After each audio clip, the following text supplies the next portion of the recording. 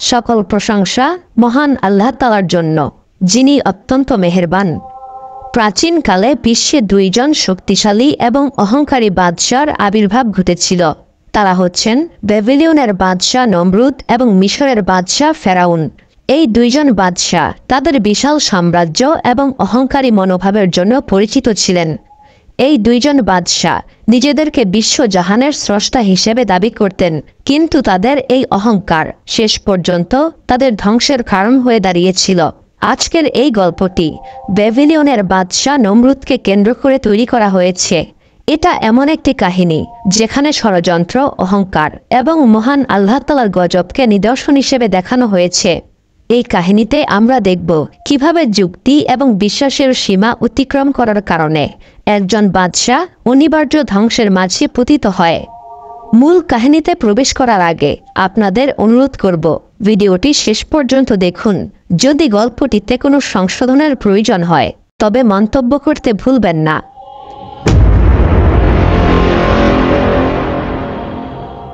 আদ এবং সামুদ সম্প্রদায় ধ্বংস হওয়ার পর মানব সভ্যতা আবারও ধীরে ধীরে বিকশিত হতে শুরু করেছিল। টাইগ্রিস এবং ইউফ্রেটিস নদীর তীরে ব্যাবিলনের সভ্যতা গড়ে উঠছিল। এই সভ্যতা তাদের সুউচ্চ স্থাপত্যের জন্য বিখ্যাত ছিল, যা আদ এবং সামুদ সম্প্রদায়ের স্থাপনাগুলোর সঙ্গে তুলনীয় ছিল। ব্যাবিলনের মানুষরা পাথর খোদাই, বিশাল স্থাপনা নির্মাণ এবং নগর পরিকল্পনার মতো জটিল কাজে দক্ষ ছিল। তারা এই দক্ষতা তাদের পূর্বপুরুষদের নিকট থেকে উত্তরাধিকার সূত্রে পেয়েছিল। ব্যাবিলন একটি উন্নত এবং সুশৃঙ্খল নগরী হিসেবে গড়ে উঠছিল। সামরিক শৃঙ্খলা, সামাজিক নিয়মকানুন এবং সুসংগঠিত জীবনযাত্রার জন্য এই সভ্যতা বিশেষভাবে পরিচিতি লাভ করেছিল। এই সভ্যতায় এক কিংবদন্তি চরিত্রের জন্ম হয়েছিল, যিনি পরবর্তীতে বিশ্ব ইতিহাসে আলোড়ন সৃষ্টি করেছিলেন। তিনি হচ্ছেন নমরুদ বিন কেনান বিন কুশ বিন শাম বিন নূহ। তার জীবন এবং কর্মকাণ্ড ব্যাবিলন সভ্যতার ইতিহাসে একটি গুরুত্বপূর্ণ অধ্যায় হিসেবে বিবেচনা করা হয়। নমরুদ পরবর্তীতে একজন বিশ্বজয়ী শাসক হিসেবে পরিচিতি লাভ করেছিল। নমরুদ পৃথিবীর পূর্ব থেকে পশ্চিম পর্যন্ত বিশাল অঞ্চল জয় করেছিল এবং লৌহ মুষ্টির মতো শক্তিশালী শাসন কায়েম করেছিল। তবে তার জন্মের কাহিনী খুবই অদ্ভুত এবং রহস্যময়। নমরুদের জন্ম কোনো আনন্দপূর্ণ পরিবেশে হয়নি। জন্মের পর থেকেই নমরুদকে ভাগ্যের নিষ্ঠুর লড়াইয়ের সম্মুখীন হতে হয়েছিল। নমরুদের জন্ম আনন্দের খবর হিসেবে আসে নাই। নমরুদের মা ছিলেন একজন রহস্যময় নারী। তিনি অনুভব করেছিলেন এই শিশুর আগমনে দুর্ভাগ্য নেমে আসবে। নমরুদের পিতা কেনান ছিলেন একজন শক্তিশালী শিকারী। তিনি তার পুত্রকে আনন্দের বদলে ভয় এবং আতঙ্ক নিয়ে গ্রহণ করেছিলেন। তিনি নমরুদের জন্মের পর ভীত কণ্ঠে তার স্ত্রীকে বলেছিলেন, এই শিশু অশুভ বার্তা নিয়ে আগমন করেছে। আমাদের উচিত হবে এই পুত্রকে হত্যা করে ফেলা অথবা জঙ্গলে ফেলে দেওয়া। কেনানের এই কথায় নমরুদের মা নিশ্চুপ ছিলেন। স্বামীর আদেশে তিনি ভীত হয়ে পড়েছিলেন। তার হৃদয় প্রচণ্ড কষ্টে ভারাক্রান্ত হলেও তার কাছে অন্য কোনো উপায় ছিল না। তাই এক রাতে প্রচণ্ড ঠান্ডা এবং ফ্যাকাশে চাঁদের আলোকে উপেক্ষা করে তিনি তার শিশু পুত্রকে গ্রামের বাইরে একটি চারণভূমিতে নিয়ে গেলেন। চারণভূমিতে থাকা পশুদের মাঝে তিনি ছোট্ট নমরুদকে রেখে দিলেন। ফিরে আসার সময় তিনি বারবার ছোট্ট শিশুকে দেখছিলেন। অসহনীয় কষ্ট এবং বেদনায় তার বুকের পাঁজরগুলি ভেঙে যাচ্ছিল। তিনি আশা করছিলেন যে এই প্রকৃতি এই শিশুটিকে খুব দ্রুত ভুলে যাবে এবং একটি নীরব মৃত্যুর সাক্ষী হয়ে থাকবে। কিন্তু প্রকৃতি যেন মানুষের নির্ধারিত ভাগ্যকে প্রত্যাখ্যান করেছিল। চারণভূমির কোনো পশু এই শিশুটির কাছে আসেনি, বরং অজানা কোনো আতঙ্কে তারা দূরে সরে গিয়েছিল। মনে হচ্ছিল যেন এই ক্ষুদ্র মানব শিশুর উপস্থিতির কারণে হিংস্র পশুরাও ভয় পেয়েছে। এই আশ্চর্য দৃশ্য দেখে নমরুদের মা প্রচণ্ড অবাক হলেও তিনি বাড়িতে ফেরত এসেছিলেন। অন্যদিকে নমরুদকে যেন ঐশ্বরিকভাবে সাহায্য করা হচ্ছিল। মাঠে শায়িত নমরুদ কোনো সাধারণ শিশু ছিল না। যখন নমরুদের বেঁচে থাকার আশা প্রায় শেষ হয়ে আসছিল, তখন একটি চিতাবাঘ সতর্কতার সঙ্গে নমরুদের কাছে এগিয়ে এসেছিল। শিকার করার বদলে সেই বাঘটি নমরুদকে অত্যন্ত মমতা দিয়ে দুধ পান করিয়েছিল। একটি হিংস্র পশুর কাছে এমন আচরণ খুবই অবিশ্বাস্য। প্রকৃতি যেন একটি বৃহত্তর শক্তির কাছে নতি স্বীকার করে শিশুটিকে রক্ষা করছিল। দিনের পর দিন অতিবাহিত হচ্ছিল এবং চিতাবাঘের দ্বারা নমরুদকে দুধ পান করানোর এই খবর গ্রামবাসীদের কাছেও পৌঁছে গিয়েছিল। এই অলৌকিক ঘটনায় মুগ্ধ হয়ে গ্রামবাসীরা শেষ পর্যন্ত সেই চারণভূমিতে গিয়েছিল। যখন তারা নিজেদের চোখে এমন আশ্চর্য ঘটনা দেখল, তখন তারা বিস্ময়ে হতবাক হয়ে গিয়েছিল। তাদের কাছে এটা ছিল একটা অলৌকিক শক্তির লক্ষণ। তারা শিশুটিকে নিজেদের গ্রামে ফিরিয়ে আনার সিদ্ধান্ত নিয়েছিল এবং ধীরে ধীরে তারা নমরুদকে বিস্ময় এবং ভয়ের সঙ্গে লালন পালন করছিল। সময় এগিয়ে চলছিল। নমরুদ ধীরে ধীরে একজন শক্তিশালী, প্রাণবন্ত এবং বিদ্রোহী যুবকে পরিণত হল। তার বন্য এবং স্বাধীনচেতা স্বভাবকে কেউ নিয়ন্ত্রণ করতে পারত না। অল্প বয়স থেকেই তার মধ্যে নেতৃত্বের গুণাবলী এবং আশেপাশের মানুষকে নিয়ন্ত্রণ করার ক্ষমতা ফুটে উঠছিল।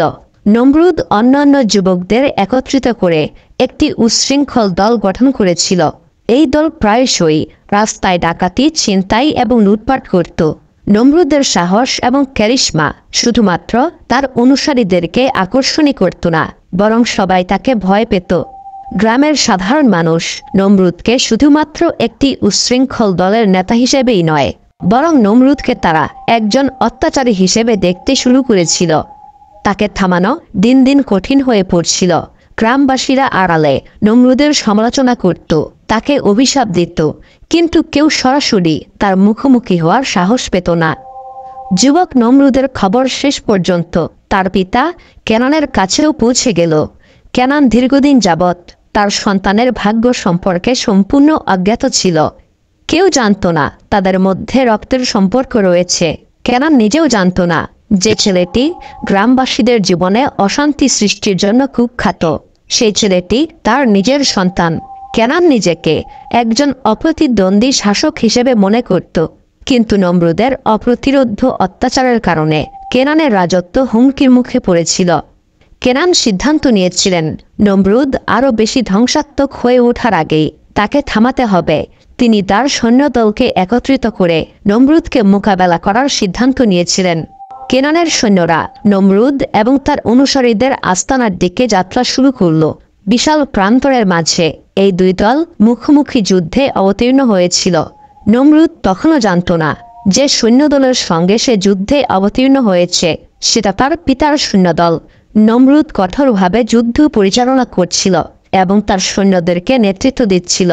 কেনান যখন দূর থেকে নমরুদকে দেখলেন, তখন তিনি কিছুটা অবাক হয়েছিলেন, কারণ নমরুদকে তার খুব চেনা চেনা মনে হচ্ছিল, কিন্তু তার ক্রোধ তাকে সঠিকভাবে চিন্তা করতে দিচ্ছিল না।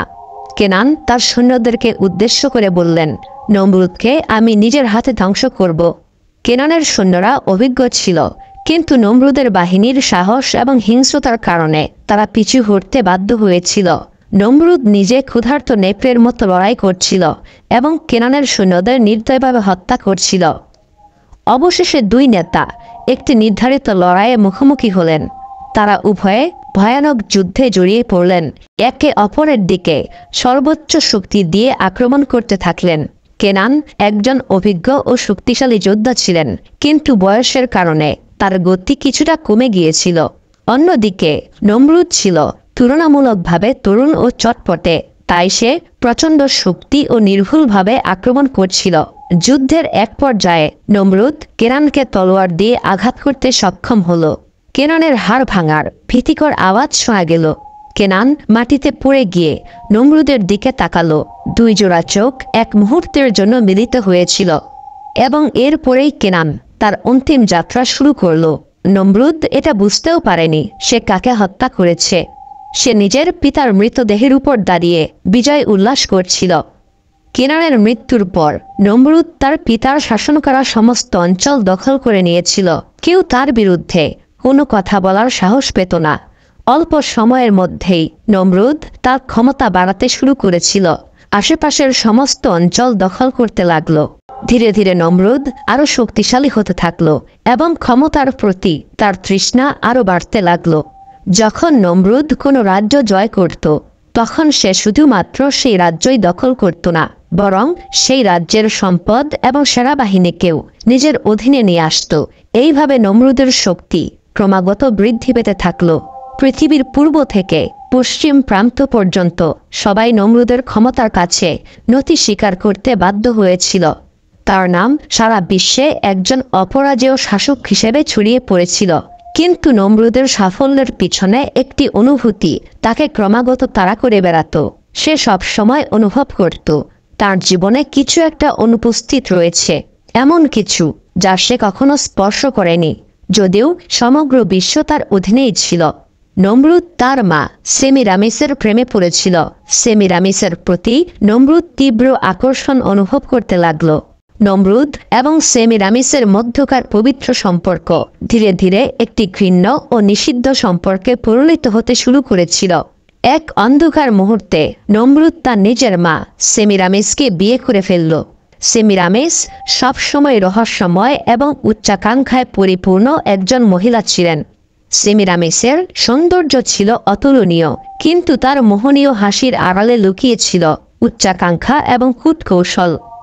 দুনিয়ার কেউ না জানলেও সেমিরামিস জানতেন নমরুদ তার নিজের পুত্র, এবং তিনি এও জানতেন এই বিয়ে সমাজ বিরোধী, ধর্মবিরোধী এবং নীতিনৈতিকতা বিরোধী। কিন্তু ক্ষমতার অসীম মোহের কারণে সেমিরামিস এই নিষিদ্ধ কাজটি করতে পিছপা হয়নি। উপরন্তু সেমিরামিস নমরুদকে বিভ্রান্ত করার জন্য আরও বলল, আমাকে কখনো কোনো মানুষ স্পর্শ করেনি, শুধুমাত্র দেবতারা আমাকে স্পর্শ করেছে। দেবতাদের কাছে আমি আমার কুমারিত্ব হারিয়েছি, এবং তোমার জন্ম হয়েছে দেবতাদের মাধ্যমে। সেমিরামিসের এই কথায় নমরুদ ভীষণ রকমভাবে বিভ্রান্ত হয়ে পড়েছিল। সে বিশ্বাস করতে শুরু করল তার জন্ম দেবতাদের মাধ্যমে হয়েছে এবং সে এই পৃথিবীর প্রকৃত শাসক। সেমিরামিসের পরামর্শে নমরুদ আরও বড় বড় পরিকল্পনা করতে শুরু করেছিল। একসময় নমরুদ সেমিরামিসকে বলল, শুধুমাত্র পৃথিবীর রাজ্য দখল করলেই হবে না, আমাকে আকাশের রাজত্ব দখল করতে হবে। নমরুদের কাছে পৃথিবীর ক্ষমতা যথেষ্ট ছিল না, সে আকাশের রাজ্য দখল করতে চাইত, এমনকি ঈশ্বরের সিংহাসন দখল করার পরিকল্পনাও করেছিল। সেমিরামিস ভালোভাবেই জানতেন এই ইচ্ছা বিপজ্জনক এবং এর ফলাফল ভয়াবহ, কিন্তু তিনি এটা থামানোর কোনো চেষ্টাই করেন নাই, বরং নমরুদের সমর্থকের ভূমিকা পালন করেছিলেন। এরপর নমরুদ আকাশে যাত্রা করার উদ্দেশ্যে একটি মিনার নির্মাণ করার পরিকল্পনা করেছিল। এই মিনারটি পরবর্তীকালে বাবেল টাওয়ার হিসেবে পরিচিতি লাভ করে। এই বাবেল টাওয়ার আকাশে পৌঁছানোর জন্য নির্মিত হয়েছিল, যা ছিল নমরুদের সীমাহীন ক্ষমতার প্রতীক। এরপর নমরুদ ধীরে ধীরে নিজেকে শুধু পৃথিবীর বাদশাই নয়, বরং বিশ্বজাহানের রব হিসেবেও ঘোষণা করতে শুরু করেছিল। যখন বাবেল টাওয়ারের নির্মাণ কাজ শুরু হয়েছিল, তখন নমরুদ তার অনুসারীদের সামনে চিৎকার করে বলতো, কেউ আমাকে থামাতে পারবে না, আমি আকাশের রাজত্ব দখল করব। তোমরা যে ঈশ্বরের উপাসনা করো তার সিংহাসন আমি দখল করে নেব। আমিই হব এই মাটি এবং আকাশের একমাত্র ঈশ্বর। নমরুদ ঘুম থেকে উঠে স্বর্ণ এবং নারীদের দ্বারা সজ্জিত নদীর জলে গোসল করত এবং রাজকীয় পোশাক পরিধান করত। সেই পোশাক ছিল সবচেয়ে দামি সিল্ক দিয়ে তৈরি, সোনা এবং চকচকে রত্ন দ্বারা সজ্জিত। নমরুদ মাথায় সোনার তৈরি চকচকে মুকুট পরিধান করত, যা ছিল ব্যাবিলনের ক্ষমতা এবং গৌরবের প্রতীক। নমরুদ যেদিকেই যেত সেখানেই তার শত শত অনুসারী বিস্ময় এবং ভয়ে চিৎকার করে বলতো, আপনি আমাদের মহান প্রভু, আপনি আমাদের রব, আপনি আকাশ এবং পৃথিবীর বাদশাহ। এরপর তার অনুসারীরা তাকে সেজদা করত। নমরুদের সামনে তার অনুসারী, তার স্ত্রী এবং সন্তান সহ সবাইকেই সেজদা করতে হতো। নমরুদ চিৎকার করে বলতো, তোমরা আমাকে সেজদা করো এবং আমার অনুগ্রহ প্রার্থনা করো। নমরুদের এই আদেশের বিরুদ্ধে কথা বলার মতো কেউ ছিল না। ব্যাবিলনের জনগণের জন্য নমরুদ শুধুমাত্র একজন শাসক ছিলেন না, বরং তিনি নিজেকে রব বা উপাস্য হিসেবে প্রতিষ্ঠা করেছিলেন। নমরুদ শহর এবং গ্রামের প্রতিটি কোণে নিজের মূর্তি স্থাপন করেছিল। যদি কেউ তার উপাসনা করতে অস্বীকার করত, তবে তাকে ভয়ানক মৃত্যুর সম্মুখীন হতে হতো। বেশিরভাগ ব্যাবিলনবাসী জীবনের ভয়ে নমরুদের কাছে আত্মসমর্পণ করেছিল। তারা বিশ্বাস করতে শুরু করেছিল নমরুদই তাদের সত্যিকারের রব। তবে এই সমস্ত জাঁকজমক এবং ক্ষমতার পেছনে নমরুদ গভীর উদ্বেগ অনুভব করতে শুরু করেছিল। এক রাতে নমরুদ তার কক্ষে ঘুমিয়েছিল।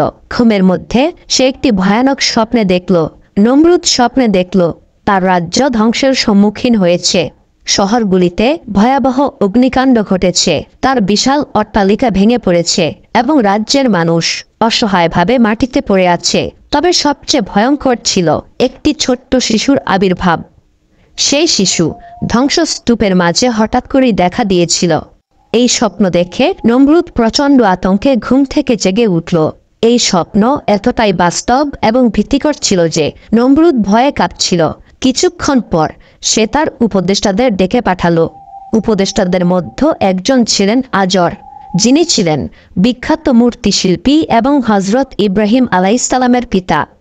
নমরুদের বিশাল হল ঘরে সবাই একত্রিত হয়েছিল। নমরুদ আজরকে তার স্বপ্নের কথা বিস্তারিত বললেন এবং তিনি কাঁপা কাঁপা কণ্ঠে জিজ্ঞাসা করলেন, এই স্বপ্নের অর্থ কি? আমি আমার রাজ্যের ধ্বংস দেখলাম, এটা কিসের লক্ষণ? নমরুদের কথায় তার উপদেষ্টারা উদ্বিগ্ন হয়ে পড়েছিল এবং তারা অবাক হয়ে এমন এক নমরুদকে দেখছিল যাকে তারা আগে কখনো দেখে নাই। উপদেষ্টা মণ্ডলী নমরুদকে সব সময় অসীম সাহসী বলেই জানতেন, কিন্তু আজ সেই নমরুদ ভয়ে থরথর করে কাঁপছিল। আজর বললেন, হে মহামান্য বাদশাহ, আপনার এই স্বপ্নকে অবহেলা করা যাবে না। এটা কোনো সতর্কবার্তা হতে পারে, কিংবা এর থেকেও বড় কিছু। আজরের এই কথায় নমরুদ আরো আতঙ্কিত হয়ে পড়েছিল এবং সে হতাশ কণ্ঠে আজরকে প্রশ্ন করল, আমার এখন কি করা উচিত? আজর তখন নমরুদের দরবারে এমন একজন ব্যক্তিকে হাজির করেছিল যে স্বপ্নের ব্যাখ্যাকারী হিসেবে বিখ্যাত ছিল। নমরুদের স্বপ্নের ব্যাখ্যায় সেই ব্যক্তি বললেন, হে মহামান্য বাদশাহ, আপনার রাজ্যে এমন এক শিশুর জন্ম হবে যে শিশু আপনার রাজত্বের জন্য হুমকি হয়ে দাঁড়াবে।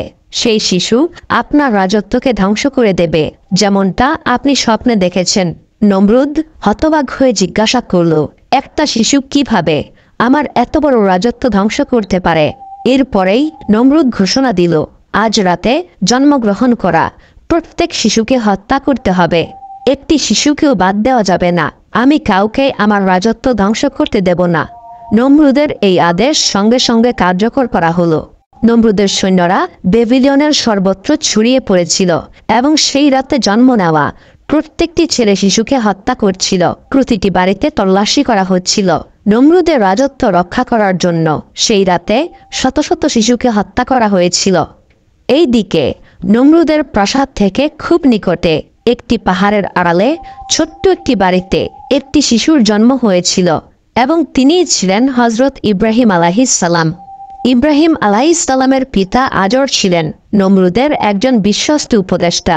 ইব্রাহিম আলাইহিসসালাম জন্মের সময় আজর অনুভব করেছিলেন যে তার এই পুত্র সাধারণ কোনো শিশু নয়, কিন্তু আজর নমরুদ এবং তার সৈন্যবাহিনীর নিকট ইব্রাহিম আলাইহিসসালামের জন্মের কথা গোপন রেখেছিলেন। ইব্রাহিম আলাইহিসসালাম নীরবেই বড় হচ্ছিলেন। অন্যদিকে নমরুদের সৈন্যরা ক্রমাগতভাবে শিশুদের হত্যা করে যাচ্ছিল। নবজাতক ছেলে শিশুদের নির্দয়ভাবে হত্যা করা হচ্ছিল। এরই মধ্যে আজর চুপি চুপি একবার নিজের বাড়িতে উপস্থিত হলেন এবং তিনি দেখলেন তার স্ত্রী তার সদ্য জন্ম নেওয়া শিশুকে আদর করছে। ইব্রাহিম আলাইহিসসালামের মা আজরকে আতঙ্কগ্রস্ত অবস্থায় দেখে জিজ্ঞাসা করলেন, কি হয়েছে?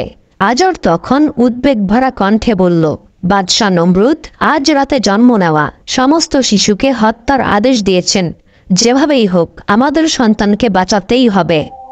আজরের স্ত্রী এই ভয়ানক খবর শুনে হতবাক হয়ে গেলেন। তিনি তার শিশুটিকে আরো শক্ত করে বুকের মধ্যে জড়িয়ে ধরলেন এবং বললেন, আমাদের এখন কি করা উচিত? আজর দৃঢ় কণ্ঠে বলল, আমাদের পুত্রকে এমন কোথাও লুকিয়ে রাখতে হবে যেখানে নমরুদ এবং তার সেনাবাহিনী পৌঁছাতে পারবে না। এরপর আজর এবং তার স্ত্রী হজরত ইব্রাহিম আলাইহিসসালামকে শহর থেকে দূরে একটি গুহায় নিয়ে গেলেন। এই গুহাটি ছিল নির্জন এবং অজানা এক স্থানে। সেই গুহায় মহান আল্লাহ তাআলার অসীম কুদরতে ইব্রাহিম আলাইহিসসালাম বড় হচ্ছিলেন। ইব্রাহিম আলাইহিসসালাম ছিলেন নমরুদের দৃষ্টিসীমার অনেক দূরে। শহরে শিশুদের উপর হত্যাযজ্ঞ ক্রমশ বেড়েই চলছিল। তবে ইব্রাহিম আলাইহিসসালামের ভাগ্য মহান আল্লাহ তাআলা নির্ধারণ করেছিলেন।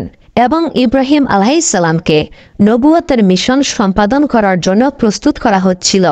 এইভাবে সময় অতিবাহিত হচ্ছিল এবং বেশ কয়েকটা বছর অতিবাহিত হয়ে গেল। ইব্রাহিম আলাইহিসসালাম ধীরে ধীরে বড় হয়ে উঠলেন। তিনি মহান আল্লাহ তাআলার নিদর্শন থেকে শিখছিলেন। তিনি আকাশের তারা, সূর্যের উদয় এবং অস্ত হওয়া, রাতের বেলায় চাঁদের আলো এবং তিনি এই মহাবিশ্বের সৃষ্টি সম্পর্কে চিন্তা করতে শুরু করলেন। ইব্রাহিম আলাইহিসসালামের হৃদয় এই বিশ্বাসে পূর্ণ হয়ে উঠল যে মূর্তি কখনো উপাস্য হতে পারে না। এই সমগ্র মহাবিশ্বের একজন স্রষ্টা রয়েছেন। ইব্রাহিম আলাইহিসসালাম ব্যাবিলন থেকে অনেক দূরে নির্জন এবং বিচ্ছিন্ন এক গুহায় বড় হয়েছিলেন এবং তিনি ব্যাবিলনের সামাজিক প্রভাব ছাড়াই বড় হচ্ছিলেন। মহান আল্লাহ তাআলা তাকে 40 বছর বয়সে নবুয়ত দান করেছিলেন। ব্যাবিলনের সমস্ত মানুষ নমরুদ ছাড়াও আরও কিছু মূর্তির উপাসনা করত।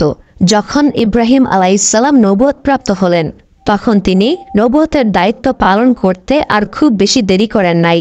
তিনি কোনো রকম দ্বিধা না করেই ব্যাবিলন শহরে প্রবেশ করেছিলেন এবং সরাসরি সেই বড় মন্দিরে গেলেন যেটা ব্যাবিলনের উপাসনার কেন্দ্রস্থল ছিল। এই মন্দির বিভিন্ন দেবতার বিশাল মূর্তি দ্বারা পরিপূর্ণ ছিল।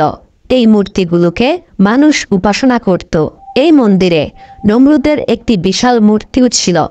সেই দিন সন্ধ্যাবেলায় মন্দিরে অনেক মানুষের আগমন ঘটেছিল। তারা এই মূর্তিগুলিকে সেজদা করত। ইব্রাহিম আলাইহিসসালাম মন্দিরে প্রবেশ করেছিলেন। মন্দিরে আগত মানুষেরা ইব্রাহিম আলাইহিসসালামকে চিনত না, কারণ তিনি ব্যাবিলনের বাইরে ছিলেন, কিন্তু তার উপস্থিতি সবার দৃষ্টি আকর্ষণ করেছিল। ইব্রাহিম আলাইহিসসালাম মন্দিরের সেই মূর্তির দিকে এগিয়ে গেলেন। ইব্রাহিম আলাইহিসসালামের এমন কাজের সঙ্গে ব্যাবিলনবাসী পরিচিত ছিল না। তারা বিশ্বাস করত মূর্তির নিকটে যাওয়ার চেষ্টা করা হলে অভিশপ্ত হতে হবে। কিন্তু ইব্রাহিম আলাইহিসসালাম এগিয়ে গেলেন। দ্বিধা না করে ইব্রাহিম আলাইহিসসালাম মূর্তির সামনে রাখা একটি আপেল তুলে নিলেন। পুরোহিতরা অবাক হয়ে ইব্রাহিম আলাইহিসসালামকে দেখছিলেন, কিন্তু ইব্রাহিম আলাইহিসসালাম সেখানেই থামলেন না। তিনি আপেল খেতে শুরু করলেন এবং বললেন, হে ব্যাবিলন সমাজের উপাস্য দেবতারা, আমি তোমাদের আপেল নিয়েছি, তোমরা কি ক্ষুব্ধ হবে না? মন্দিরে নিস্তব্ধতা নেমে এলো। ইব্রাহিম আলাইহিসসালাম আরও জোরে জোরে বললেন, হে ব্যাবিলন সমাজের উপাস্য দেবতারা, আমি তোমাদের আপেল খেয়েছি, তোমরা ক্রুদ্ধ হচ্ছ না কেন? এবারও মূর্তি থেকে কোনো সাড়া মিলল না। পুরোহিতরা একে অপরের দিকে বিভ্রান্তি এবং ভয়ে ভয়ে তাকাতে লাগল। মন্দিরের পুরোহিতরা এটা বিশ্বাস করত যে এই মূর্তিগুলির মাঝে ঐশ্বরিক ক্ষমতা রয়েছে, কিন্তু মূর্তিগুলি চুপ থাকায় পুরোহিতরা অবাক হয়েছিল। তৃতীয়বারের মতো ইব্রাহিম আলাইহিসসালাম সেই মূর্তিগুলিকে উদ্দেশ্য করে বললেন, হে ব্যাবিলনের উপাস্য দেবতারা, আমি তোমাদের খাদ্য গ্রহণ করেছি, তোমরা চুপ কেন? ইব্রাহিম আলাইহিসসালামের শত আহ্বানেও মূর্তিগুলি চুপ ছিল। এই পর্যায়ে পুরোহিতরা হতবিহ্বল হয়ে ইব্রাহিম আলাইহিসসালামের এই কর্মকাণ্ড দেখছিল। তাদের বিশ্বাসের ভিত্তি দুর্বল হতে শুরু করেছিল। ব্যাবিলনবাসীরা যখন দেখল মূর্তিগুলি অক্ষম, তখন তারাও এই মূর্তির ক্ষমতার ব্যাপারে সন্দিহান হতে শুরু করেছিল। ইব্রাহিম আলাইহিসসালাম বললেন, হে ব্যাবিলনবাসী, তোমরা যাদের উপাসনা করছ তারা উপাসনার যোগ্য নয়। সত্যিকারের স্রষ্টা হলেন মহান আল্লাহ তাআলা, যিনি আকাশ ও পৃথিবী সৃষ্টি করেছেন। এরপর ইব্রাহিম আলাইহিসসালাম আরও একটি বড় পদক্ষেপ নিয়েছিলেন। রাতের বেলায় যখন মন্দিরের আশেপাশে কেউ ছিল না, তখন ইব্রাহিম আলাইহিসসালাম একটি কুড়াল নিয়ে মূর্তিগুলিকে ভেঙে ফেলতে শুরু করলেন। ইব্রাহিম আলাইহিসসালাম এক এক করে ছোট মূর্তিগুলোকে ধ্বংস করতে লাগলেন। তবে ইব্রাহিম আলাইহিসসালাম নমরুদের সবচেয়ে বড় মূর্তিটিকে অক্ষত রাখলেন। এই মূর্তিটাকেই ব্যাবিলনের লোকেরা সবচেয়ে বড় খোদা হিসেবে পূজা করত। ইব্রাহিম আলাইহিসসালাম কুড়ালটিকে নমরুদের মূর্তির হাতে ধরিয়ে দিলেন, যেন এই মূর্তিটাই অন্যান্য মূর্তিকে ধ্বংস করেছে। ভাঙচুর শেষ করে ইব্রাহিম আলাইহিসসালাম ধীরে সুস্থে মন্দির ত্যাগ করেছিলেন। পরের দিন সকালে ব্যাবিলনের লোকেরা যথারীতি উপাসনা করতে মন্দিরে এসেছিল, কিন্তু তারা এই ভয়ানক ধ্বংসযজ্ঞ দেখে হতবাক হয়ে পড়েছিল। তারা অবাক হয়ে দেখল তাদের উপাস্য মূর্তিগুলি ধ্বংস হয়ে মাটিতে পড়ে আছে, শুধুমাত্র নমরুদের মূর্তি অক্ষত অবস্থায় আছে। মন্দিরের পুরোহিত ক্রোধে চিৎকার করে বলল, এই অনর্থক কে করেছে? মন্দিরের এক পাহারাদার ইব্রাহিম আলাইহিসসালামের দিকে ইশারা করে বলল, ইব্রাহিম গতরাতে এইসব করেছে। ইব্রাহিম আলাইহিসসালাম তখন শান্তভাবে উত্তর দিলেন, তোমরা সবাই দেখো, বড় মূর্তির হাতে কুড়াল রয়েছে। সম্ভবত বড় মূর্তিটাই অন্য মূর্তিগুলিকে ধ্বংস করেছে। তোমরা বরং বড় মূর্তিটাকেই জিজ্ঞাসা করো, সে অবশ্যই উত্তর দেবে। ইব্রাহিম আলাইহিসসালামের এই উত্তর শুনে সবাই কি বলবে বুঝতে পারছিল না। ইব্রাহিম আলাইহিসসালামের এই কাজের ফলাফল এই হলো যে সেখানকার কিছু পরিমাণ মানুষ এটা ভাবছিল এই মূর্তিগুলির আসলেই হয়তো কোনো ক্ষমতা নাই। তবে কিছু লোক তখনও তাদের বিশ্বাসে অটল ছিল এবং তারা ক্রোধে উন্মত্ত হয়ে এই ঘটনা নমরুদের কাছে তুলে ধরেছিল।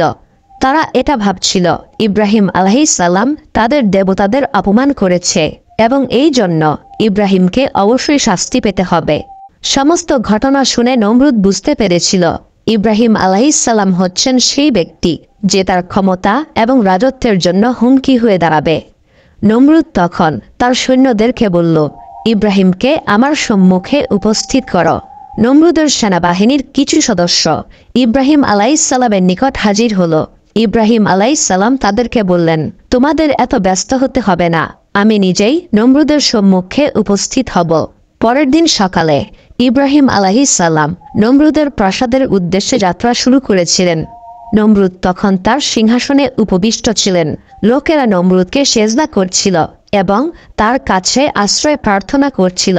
প্রতিদিন নমরুদের দরবারে হাজারো মানুষ উপস্থিত হতো এবং নমরুদের কাছে খাবার, সুরক্ষা এবং সম্পদ প্রার্থনা করত। ইব্রাহিম আলাইহিসসালাম এসেছিলেন কোনো দাবি নিয়ে নয়, বরং সত্যের দাবি নিয়ে নমরুদের মুখোমুখি হতে। যখন ইব্রাহিম আলাইহিসসালাম নমরুদের সামনে উপস্থিত হলেন তখন বাতাসে উত্তেজনা ছড়িয়ে পড়েছিল। ইব্রাহিম আলাইহিসসালাম উপস্থিত হলেন সেই বাদশার সামনে যে নিজেকে রব দাবি করে। নমরুদ ইব্রাহিম আলাইহিসসালামকে উদ্দেশ্য করে বলল, তুমি আমাদের দেবতাদের অপমান করেছ। তোমার এই দুঃসাহস দেখে আমি বিস্মিত হচ্ছি। ইব্রাহিম আলাইহিসসালাম দৃঢ়ভাবে উত্তর দিলেন, মহান আল্লাহ তাআলা আমাকে পাঠিয়েছেন, যিনি আকাশ এবং পৃথিবীর স্রষ্টা।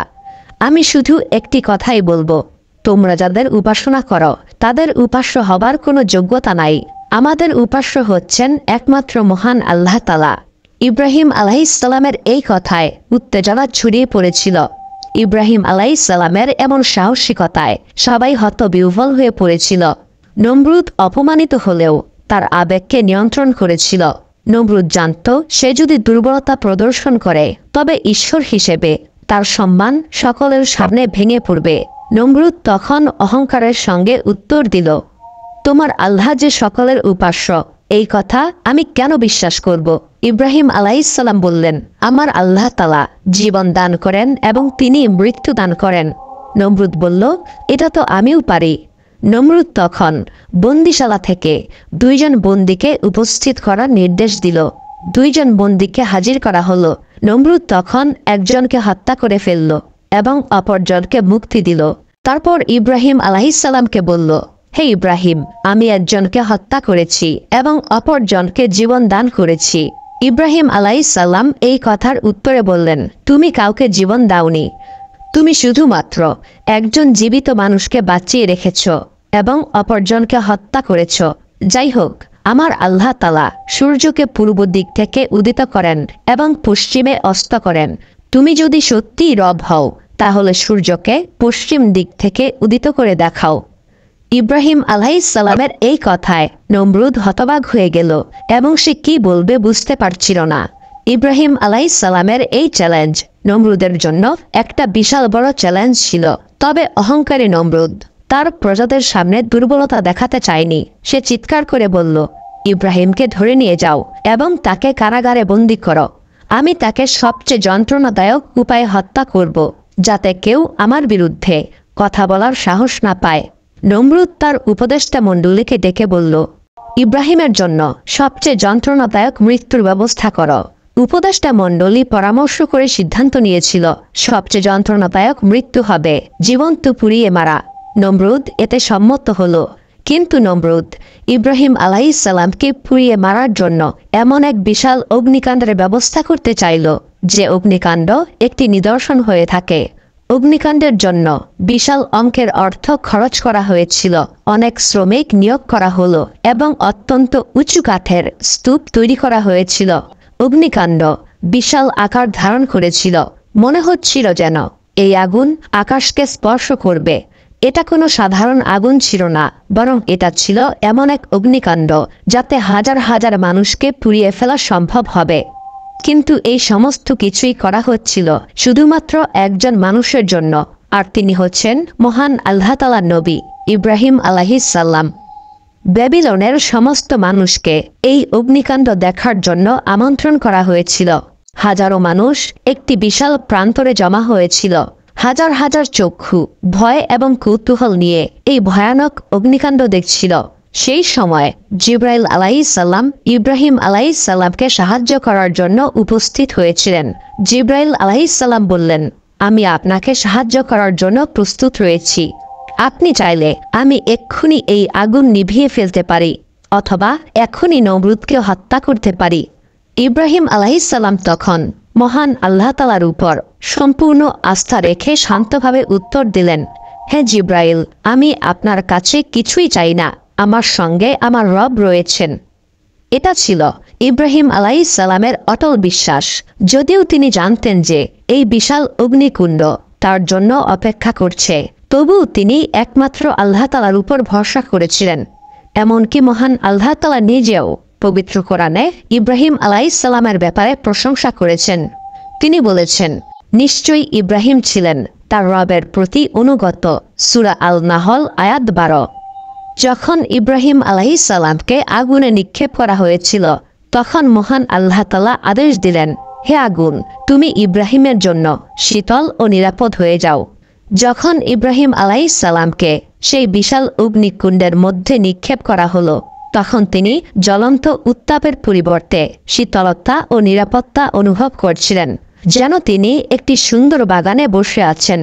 এমনকি তার চারপাশে খাবার এবং আরামদায়ক পরিবেশও দেখতে পেয়েছিলেন। যারা অগ্নিকাণ্ডের বাইরে থেকে এইসব দৃশ্য দেখছিল, তারা সবাই বিস্ময়ে হতবাক হয়েছিল। নমরুদ তার লোকদেরকে বলল, ইব্রাহিমকে নিশ্চিহ্ন করা হয়েছে, আমার সৃষ্টি করা আগুনে ইব্রাহিমকে পুড়িয়ে ফেলা হয়েছে। কিন্তু ইব্রাহিম আলাইহিস সালাম আগুনের মধ্যে অক্ষত অবস্থায় ছিলেন। ইব্রাহিম আলাইহিস সালামকে অক্ষত অবস্থায় দেখতে পেয়ে ব্যাবিলনের মানুষ হতবিহ্বল হয়ে পড়েছিল।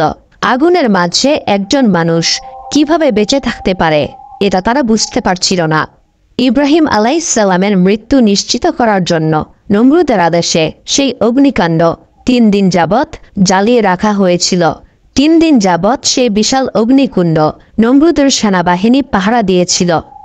3 দিন অতিবাহিত হওয়ার পর নমরুদ সমগ্র মানুষকে আবারও একত্রিত হওয়ার নির্দেশ দিয়েছিল, যেন তারা ইব্রাহিম আলাইহিস সালামের পুড়ে যাওয়া ছাই দেখতে পারে। কিন্তু তারা দেখল ইব্রাহিম আলাইহিস সালাম সম্পূর্ণ অক্ষত অবস্থায় রয়েছেন। ইব্রাহিম আলাইহিস সালামের শরীরে সামান্য পরিমাণ ক্ষত চিহ্নও ছিল না, এবং তিনি একটি শান্তিপূর্ণ বাগানের পরিবেশ উপভোগ করছিলেন। এই দৃশ্য দেখে নমরুদ হতবাক হয়ে ভগ্ন হৃদয়ে তার প্রাসাদে ফিরে এসেছিল। এই ঘটনা নমরুদের দীর্ঘদিনের মিথ্যাকে প্রকাশ করে দিয়েছিল। সাধারণত যে প্রহরীরা সম্মান এবং ভয়ের সঙ্গে মাথা নত করত, এবার তারা সন্দেহ ভরা দৃষ্টিতে নমরুদের দিকে তাকাত। নমরুদ যে আত্মবিশ্বাস এবং অহংকারে ভরপুর থাকত, এখন সেই অহংকার এবং আত্মবিশ্বাসের লেশমাত্র ছিল না। সেই রাতে নমরুদ ঘুমানোর চেষ্টা করেছিল, কিন্তু ভয় এবং লজ্জা তাকে বারবার তাড়া করছিল। যখনই সে চোখ বন্ধ করছিল, তার মনে ভেসে উঠছিল ইব্রাহিম আলাইহিস সালামকে আগুনে নিক্ষেপ করার সেই দৃশ্য। তার সমস্ত অহংকার এবং মান সম্মান যেন এক মুহূর্তে ধসিয়ে দিয়েছে ইব্রাহিমের সেই আগুন। পরের দিন কিছু অপ্রত্যাশিত ঘটনা ঘটেছিল। নমরুদ আগের চেয়েও বেশি অস্থিরতা নিয়ে ঘুম থেকে জেগে উঠেছিল। ঘুম থেকে ওঠার পর নমরুদ তার উপদেষ্টাদের ডেকেছিল। সে আশা করেছিল উপদেষ্টারা তার মনকে শান্ত করতে পারবে, কিন্তু উপদেষ্টাদের আচরণের মধ্যেও নমরুদ কিছুটা পরিবর্তন লক্ষ্য করছিল। নমরুদ বুঝতে পারছিল তার ক্ষমতা এখন ভঙ্গুর। যখন নমরুদ কথা বলার চেষ্টা করল, তখন সে অনুভব করল কিছু একটা তার নাকের মধ্যে প্রবেশ করেছে। নমরুদ ভয় পেয়ে তার হাত সরিয়ে নিল এবং সে ভাবল নিশ্চয়ই সাধারণ একটা পোকা হবে। কিন্তু কিছুক্ষণের মধ্যেই সেই চুলকানির অনুভূতি একটি যন্ত্রণাকর অনুভূতিতে রূপান্তরিত হলো। নমরুদ মাছিটাকে বের করে দেওয়ার চেষ্টা করেছিল। সে জোরে জোরে নাক ঘষল, কিন্তু কোনো লাভ হলো না। মাছিটি আরো গভীরে চলে গেল। নমরুদ তার মাথায় প্রচণ্ড ব্যথা অনুভব করতে শুরু করলো। উপদেষ্টাদের সামনেই নমরুদ ব্যথায় কাতরাচ্ছিল এবং সে 2 হাত দিয়ে তার মাথা ধরে থাকল। মাছিটি নমরুদের মস্তিষ্কের দিকে এগিয়ে গেল এবং নমরুদের হালকা ব্যথা এখন যন্ত্রণাদায়ক ব্যথায় পরিণত হয়েছিল। নমরুদ ব্যথায় চিৎকার করছিল। সে তার মাথায় ঘুষি মারতে লাগলো এবং মাছিটাকে বের করে দেওয়ার চেষ্টা করছিল, কিন্তু সমস্ত চেষ্টায় বিফল হয়েছিল। যন্ত্রণা তার সমস্ত মাথায় ছড়িয়ে পড়ল। হতাশায় নমরুদ রাজ্যের সমস্ত হাকিম এবং ডাক্তারদের তলব করেছিল। ডাক্তার এবং হাকিমরা বিভিন্ন রকমের ওষুধ নিয়ে হাজির হলো, কিন্তু ঘন্টার পর ঘন্টা চেষ্টা করার পরেও কোনো ফল হলো না। নমরুদের ব্যথা আরও তীব্র হলো। নমরুদ আহত পশুর মতো চিৎকার করতে লাগলো। সকলের সামনে অহংকারী নমরুদ লজ্জাহীনভাবে গড়াগড়ি করতে লাগলো। নমরুদ ভয়ানক একটা দিন অতিবাহিত করছিল। তার মস্তিষ্কের মধ্যে থাকা ছোট্ট মাছিটি ধীরে ধীরে নমরুদের ভেতর থেকে তাকে গ্রাস করছিল। নমরুদ শান্ত থাকার চেষ্টা করেছিল, কিন্তু শত চেষ্টার পরেও সে শান্ত থাকতে পারে নাই। সে খেতে বা ঘুমাতে পারে নাই। তার মনে হচ্ছিল তার মাথা যেন ফেটে যাবে। দ্বিতীয় দিন নমরুদের ব্যথা অসহ্য হয়ে উঠেছিল। তার মস্তিষ্কের মধ্যে থাকা মাছিটি ক্রমাগত নাড়াচাড়া করছিল। মনে হচ্ছিল নমরুদের মাথায় যেন হাজার হাজার সূচ বিদ্ধ হচ্ছে। নমরুদ স্বাভাবিকভাবে কোনো কিছুই চিন্তা করতে পারছিল না। প্রতিটি মুহূর্তে নিদারুণ যন্ত্রণার মধ্যে অতিবাহিত হচ্ছিল। ব্যথার কারণে নমরুদ তার চারপাশের বিভিন্ন ভারী জিনিস যেমন লাঠি, পাথর, এমনকি জুতা নিজের মাথায় আঘাত করছিল। সে আশা করেছিল এইভাবে হয়তো সে মাছিটিকে বের করতে সক্ষম হবে। অতিরিক্ত আঘাতের কারণে নমরুদের মাথা থেকে রক্তপাত হচ্ছিল। নমরুদের মহলের কর্মচারীরা হতবাক হয়ে এই সমস্ত দৃশ্য দেখছিল। অন্যদিকে নমরুদের সমস্ত চেষ্টাই ব্যর্থ হচ্ছিল। মাছিটি নমরুদের মাথার ভেতরে আরও অসহ্য ব্যথার সৃষ্টি করল। এর বিপরীতে নমরুদ নিজেকে আঘাত করতেই থাকল, যেন সে মাছিটিকে বের করতে পারে। কিন্তু সে যত জোরে আঘাত করে ব্যথা ততই তীব্র হয়। তৃতীয় দিন নমরুদ তার মাথায় এত পরিমাণ আঘাত করেছিল, যার কারণে তার মাথা ক্ষত এবং রক্তে ভরে গিয়েছিল। অতিরিক্ত জোরে আঘাত করার কারণে তার কপাল থেকে রক্ত ঝরতে শুরু করেছিল। কিন্তু মাছির কারণে সৃষ্ট সেই ব্যথা শারীরিক আঘাতের চেয়েও অনেক বেশি তীব্র ছিল। যখনই নমরুদ বিশ্রাম নেওয়ার চেষ্টা করত, ব্যথা আরও বেশি শক্তি নিয়ে ফেরত আসত, যেন ভেতর থেকে একটি ধারালো ছুরি ক্রমাগতভাবে খোঁচা দিচ্ছিল। নমরুদ পাগলামের চূড়ান্ত পর্যায়ে পৌঁছে গেল। নমরুদ চিৎকার করছিল এবং সে সাহায্য প্রার্থনা করছিল, কিন্তু কেউ তাকে সাহায্য করতে পারল না। রাতের বেলায় নমরুদ নাড়াচাড়া করার শক্তি হারিয়ে ফেলল এবং সে প্রাসাদের মেঝেতেই অসহায়ভাবে পড়েছিল। তখনও মাছিটি তার মস্তিষ্ককে কুড়ে কুড়ে খাচ্ছিল। এক সময়ের ভয়ঙ্কর অহংকারে নমরুদ অসহায়ভাবে পড়েছিল। নমরুদ তার সমস্ত পাপ যেন দেখতে পাচ্ছিল। প্রতিটা মিথ্যা, প্রতিটা হত্যা, প্রতিটা অত্যাচার যা সে আদেশ দিয়েছিল। নমরুদ ইব্রাহিম আলাইহিস সালামের সেই মুখচ্ছবি দেখতে পাচ্ছিল, যে ইব্রাহিম মহান আল্লাহ তাআলার উপর অটল ছিলেন। নমরুদ তার নিজের সঙ্গে কথা বলতে শুরু করল। সে তখনও বলছিল, আমি হচ্ছি নমরুদ, আমি পরাজয় স্বীকার করব না। যখন সূর্য পশ্চিম দিগন্তে অস্ত যেতে শুরু করেছিল, তখন নমরুদ মৃত অবস্থায় পড়ে থাকল। এই দুনিয়াতে তার সমস্ত যন্ত্রণার অবসান হলো। নমরুদের শক্তিশালী দেহ এখন নিথর, প্রাণহীন। এর চেয়েও অবাক করা বিষয় হলো সেই মাছিটি, যেই মাছি সমস্ত যন্ত্রণার কারণ ছিল। নমরুদের মৃত্যুর পরে সে আবারও নাক দিয়ে বেরিয়ে গেল। এই দৃশ্য দেখে উপস্থিত সবাই হতবাক হয়েছিল। সবাই ভাবছিল, এত শক্তিশালী একজন বাদশাহ যে একটি মাছির দ্বারা ধ্বংস হয়ে গেছে। নমরুদের এই অপমানজনক মৃত্যুর খবর সমস্ত বেবিলনে ছড়িয়ে পড়ল। যেই সমস্ত মানুষেরা নমরুদকে ভয় পেত, তারা এখন ফিসফিস করে আলোচনা করছিল, কিভাবে মহান আল্লাহ তাআলার সৃষ্ট একটি তুচ্ছ পোকার দ্বারা নমরুদ ধ্বংস হয়েছে। বাদশাহ নমরুদ, যার কাছে সম্পদ, সেনাবাহিনী এবং ক্ষমতা ছিল, সে মহান আল্লাহ তাআলার সৃষ্ট তুচ্ছ একটি প্রাণীর বিরুদ্ধে কিছুই করতে পারে নাই। নমরুদের মৃত্যুর পরে তার প্রাসাদ নিস্তব্ধ হয়েছিল। নমরুদের মূর্তিগুলিকে ভেঙে ফেলা হচ্ছিল। নমরুদের মৃত্যুতে সাধারণ মানুষ আনন্দ উল্লাস করছিল। ডেভিলিয়নের মানুষ অনুভব করছিলেন যে মহান আল্লাহ তাআলার শক্তি সর্বোচ্চ। সবাই ইব্রাহিম আলাইহিসসালামের নিকট ঈমান কবুল করছিলেন। এই গল্পটি সমগ্র মানবজাতির জন্য একটি স্পষ্ট বার্তা বহন করে, তা হচ্ছে মহান আল্লাহ তাআলার শক্তির সঙ্গে কোনো কিছুই তুলনীয় নয়। যারা অহংকারী এবং মহান আল্লাহ তাআলার ক্ষমতাকে অস্বীকার করে, তারা যত শক্তিশালী হোক না কেন, তাদেরকে অপ্রত্যাশিতভাবে ধ্বংস করা হবে। ইব্রাহিম আলাইহিসসালাম হচ্ছেন এমন একজন মানুষের উদাহরণ, যিনি সম্পূর্ণ হৃদয় দিয়ে মহান আল্লাহ তাআলার উপর বিশ্বাস অটুট রেখেছিলেন। যখন তিনি আগুনের সামনে দাঁড়িয়েছিলেন, তখন তার মনে কোনো সন্দেহ ছিল না, কারণ তিনি জানতেন মহান আল্লাহ তাআলাই তাকে রক্ষা করবেন। অন্যদিকে নমরুদ ছিল অহংকারের প্রতীক। সে ভেবেছিল ক্ষমতা এবং সম্পদ দিয়ে সে যা ইচ্ছা তাই করতে পারবে, কিন্তু শেষ পর্যন্ত তার অহংকারী তার ধ্বংস ডেকে এনেছিল। নমরুদের মৃত্যু এই সত্যের জ্বলন্ত প্রমাণ যে মহান আল্লাহ তাআলার সৃষ্টি, তা যত ক্ষুদ্রই হোক না কেন, যত তুচ্ছই হোক না কেন, মহান আল্লাহ তাআলার বিরুদ্ধাচারণকারী যে কাউকেই ধ্বংস করতে পারে। নমরুদের মৃত্যু একটি গভীর বার্তা দিয়ে শেষ হয়েছিল। মহান আল্লাহ তাআলা শুধুমাত্র নমরুদকে শারীরিকভাবেই ধ্বংস করেন নাই, বরং তার সারা জীবনে গড়ে তোলা অহংকার এবং অহমিকাকেও ধ্বংস করেছেন। এটা আমাদের সবার জন্য শিক্ষা যে মহান আল্লাহ তাআলার প্রতি ঈমান আনা ছাড়া আমরা যতই ক্ষমতার অধিকারী হই না কেন, সবাই অপমান এবং ধ্বংসের মধ্যে পতিত হবে। ইব্রাহিম আলাইহিসসালাম আজও মানবজাতির জন্য একটি অনুসরণীয় আদর্শ হিসেবে রয়েছেন, যিনি একমাত্র মহান আল্লাহ তাআলার প্রতি অনুগত এবং আত্মসমর্পণকারী ছিলেন। এই কাহিনী আমাদের ঈমান এবং ধৈর্যের গুরুত্ব শেখায় এবং শেখায় পৃথিবীর সমস্ত কিছুই ক্ষণস্থায়ী। সুপ্রিয় দর্শক মণ্ডলী, প্রতিদিন নতুন নতুন ভিডিও পেতে আমাদের চ্যানেলটি অবশ্যই সাবস্ক্রাইব করুন এবং পাশে থাকা বেল আইকনটি প্রেস করতে অবশ্যই ভুলবেন না, এবং সেই সাথে আপনার যে কোনো মতামত আমাদের জানাতে আমাদের ভিডিওতে অবশ্যই কমেন্ট করুন। আশা করি আপনারা সবাই ভালো থাকবেন এবং সুস্থ থাকবেন।